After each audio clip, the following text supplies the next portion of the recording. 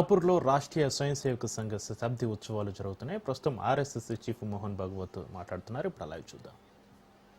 तंत्र इसमें से खड़ा हो सकता है, चिंता नहीं की तो पर्यावरण के हानि की समस्या खड़ी हो जाती है और मनुष्यों के आपसी व्यवहार में कई प्रकार की व्यापारिक दृष्टि और अमानवीयता की बातें प्रवेश कर जाती है। इन दोषों की बाधा हमें नहीं होनी चाहिए, इसलिए और इसलिए भी कि अभी हाल में अमेरिका ने जो नई टैरिफ नीति अपनाई उनके अपने हित के लिए अपनाई होगी, लेकिन उसकी मार तो सभी पर पड़ रही है। इसलिए ये सारा परिदृश्य अथवा ये सारी प्रचलित पद्धति उस पर हम निर्भर हो जाए ऐसी नहीं है। विश्व का जीवन परस्पर निर्भरता से ही चलता है। राष्ट्रों में आपस में सब प्रकार के संबंध होने पड़ते हैं। अकेला राष्ट्र अलगाव में, आइसोलेशन में जी नहीं सकता, परंतु ये निर्भरता मजबूरी में न बदल जाए, क्योंकि वो कब बदलेगी, कैसे बदलेगी, उसका कोई पता नहीं। और इसलिए इस निर्भरता को मानते हुए, विश्व जीवन की एकता को मानते हुए, हमको इसको मजबूरी न बनाते हुए जीना अगर है तो स्वदेशी और स्वावलंबन का कोई परिणाम नहीं, कोई पर्याय नहीं। हमको आत्मनिर्भर होना पड़ेगा, स्वावलंबी जीवन जीना पड़ेगा, स्वदेशी का उपयोग करना पड़ेगा और फिर भी अंतरराष्ट्रीय संबंधों का सब प्रकार के, राजनयिक हो, आर्थिक हो, व्यापारिक हो, इन सबका जतन हमको करना पड़ेगा। लेकिन उसमें मजबूरी नहीं होगी, हमारी अपनी इच्छा होगी, हमारा अपना सद्भाव होगा, ऐसा हमको बनना पड़ेगा। प्रचलित पद्धति जो है उसके दुष्परिणाम हमारे यहां भी दिखते हैं। अभी हाल में ही जो खबरें पिछले 1-2 साल से चल रही है, प्रत्यक्ष हम देख रहे हिमालय के क्षेत्र में कैसे चल रहा है। वर्षा का अनियमित होना तो सर्वदूर है, प्रकृति के प्रकोप भी बढ़ गए हैं, भूस्खलन होता है, अप्रत्याशित वर्षा होती है, हिम नदियां सूख रही है। ऐसे परिणाम गत 3-4 वर्षों में तीव्र होते चले जा रहे हैं। ये हिमालय हमारे लिए सुरक्षा की दीवार और दक्षिण पूर्व एशिया के लिए उसका पूरा जलस्रोत हिमालय से ही आता है। अगर प्रचलित विकास की पद्धति में से इन सारी बातों को और प्रोत्साहन मिलता हो होने के लिए, तो उस नीति का हमको पुनर्विचार करना पड़ेगा, क्योंकि हिमालय की आज की अवस्था एक खतरे की घंटी बजा रही है। प्राकृतिक उथल पुथल है तो जनजीवन में भी उथल पुथल दिख रही है। श्रीलंका में, बाद में बांग्लादेश में, बाद में नेपाल में, हमारे पड़ोसी देशों में भी हमने इसका अनुभव किया।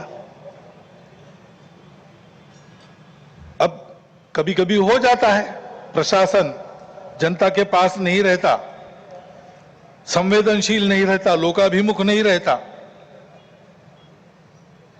उनकी जनता की अवस्थाओं को ध्यान में रखकर नीतियां नहीं बनती, तो असंतोष रहता है।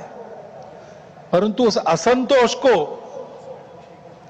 इस प्रकार व्यक्त होना, यह किसी के लाभ की बात नहीं है। अभी अभी प्रमुख अतिथि महोदय ने कहा, 25 नवंबर के भाषण की याद की, उसमें इस प्रकार के जो आंदोलन है जिसमें इतनी सारी हिंसा और विनाश होता है, डॉक्टर अंबेडकर साहब ने उसको ग्रामर ऑफ अनार्की कहा है। प्रजातांत्रिक मार्गों से भी परिवर्तन आता है, ऐसे हिंसक मार्गों से परिवर्तन नहीं आता है। एक उथल पुथल हो जाती है, लेकिन स्थिति यथावत रहती है। पूरे दुनिया का अभी तक का इतिहास देख लीजिए, जब से ये उथल पुथल वाली तथाकथित रिवॉल्यूशंस, क्रांतियां आई, किसी क्रांति ने अपने उद्दिष्ट को प्राप्त नहीं किया। राजा के खिलाफ फ्रांस की राज्य क्रांति हुई, उसका परिणाम क्या हुआ?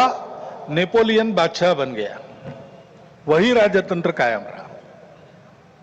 इतनी सारी तथाकथित साम्यवादी क्रांतियां हुई, सब साम्यवादी देश आज पूंजीवादी तंत्र पर चल रहे हैं, जिसके खिलाफ क्रांति हुई थी। ऐसे हिंसक परिवर्तनों से उद्देश्य नहीं प्राप्त होता है, उल्टा इस अराजकता की स्थिति में देश के बाहर की स्वार्थी ताकतों को अपने खेल खेलने का मौका मिलता है।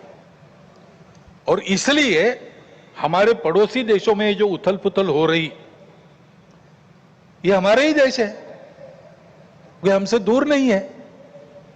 कुछ वर्ष पूर्व भारत ही थे, हमारे अपने हैं। उनमें इस प्रकार की अस्थिरता उत्पन्न होना, ये हमारे लिए,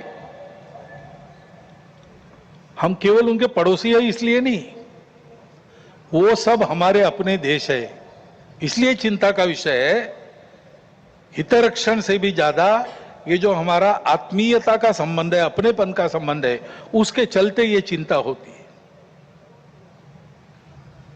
परिस्थितियां ऐसी है, जैसा मैंने कहा, दोनों प्रकार है।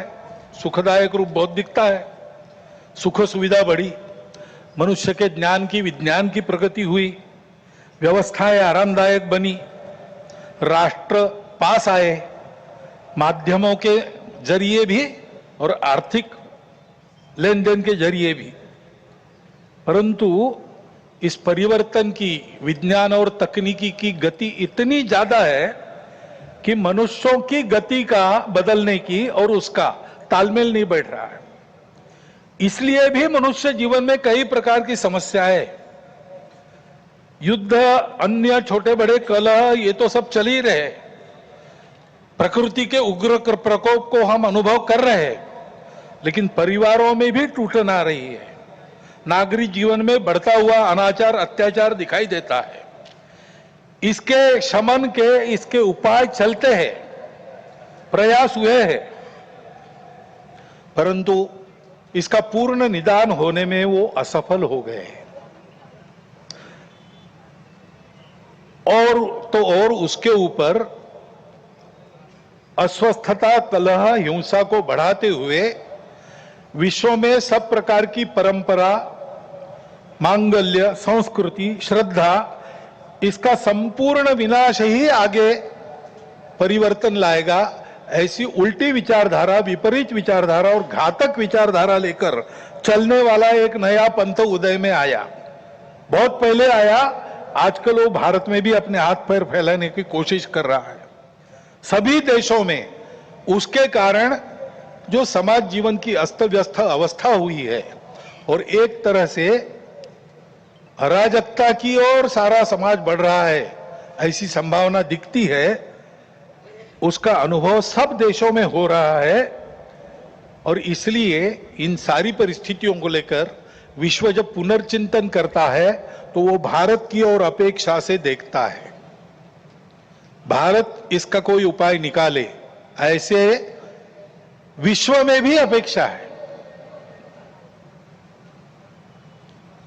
और सौभाग्य से भारत में एक आशा की किरण ये दिखाई देती है कि नई पीढ़ी में देशभक्ति की भावना, अपने संस्कृति के प्रति आस्था और विश्वास का प्रमाण निरंतर बढ़ा है।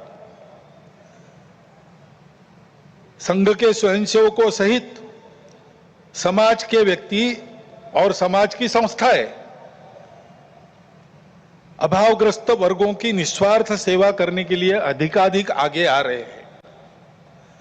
समाज स्वयं को सक्षम अनुभव करता है और इसलिए कई बातों में सरकार के पहले पहल करके अपने सामने की समस्याओं का खुद ही निदान करने में यशस्वी हो रहा है। यह भी एक अच्छा लक्षण है और इसलिए ऐसे सब कार्यों में समाज का सहयोग संघ भी अनुभव करता है, अन्य ऐसे काम करने वाले संगठन और व्यक्ति भी अनुभव करते हैं। प्रत्यक्ष सहयोग और सहभाग, इसकी इच्छा समाज में बढ़ रही है और बुद्धिजीवियों में भी अपने देश के, हमारा कोई स्वतंत्र अलग ऐसा कोई प्रतिमान, ऐसा कोई मॉडल हो सकता है क्या इसकी खोज करनी चाहिए, ऐसा चिंतन बढ़ रहा है। क्योंकि भारतीय चिंतन दृष्टि एक विशेष है।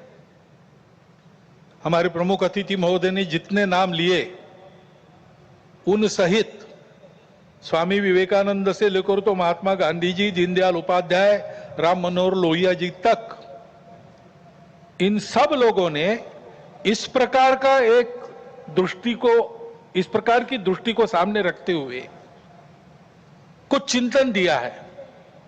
उसकी तफसील उसके अलग अलग होंगे, परंतु उसकी दिशा एक ही है। आधुनिक विश्व के पास जो दृष्टि है वो गलत नहीं है, लेकिन अधूरी अवश्य है। मानव का भौतिक विकास होता है, नैतिक विकास की ओर ध्यान नहीं रहता है।